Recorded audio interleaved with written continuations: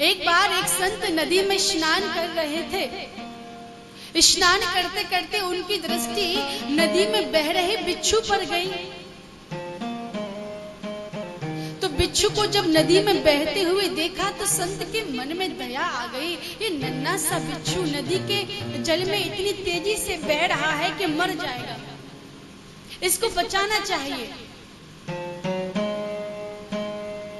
क्या आप में से कोई अगर किसी बहते हुए बिच्छू को देखेगा तो बचाएगा? नहीं बचाएगा, पहले अपनी चिंता करेगा, अरे इसलिए मुझे काट लिया तो। लेकिन संत कभी अपने विषय में नहीं सोचते। आज संत उस बिच्छू को बचाने के लिए नदी में कूद पड़े और बिच्छू को बचाने के लिए संत ने अपना हाथ आगे बढ़ा दिया और बिच्छू को संत ने अपने हाथ में ले लिया। लेकिन बिच्छू का स्वभाव है डंक मारना। जैसे ही संत के हाथ में आया, बिच्छू ने जोर से संत के हाथ में डंक मार दिया। संत का हाथ तो नीला पड़ गया, फिर से नदी में गिर गया बिच्छू। संत फिर बोले कि नहीं, मुझे इस बिच्छू को बचाना है, बचाना पड़ेगा। और जैसे ही फिर हाथ आगे बढ़ाया, बिच्छू को हाथ में लिया और बिच्छू ने फिर से संत के हाथ में डंक मार दिया। संत बार बार बिच्छू को बचाते हैं और बिच्छू बार बार बाबा जी के हाथ में डंक मार देता है।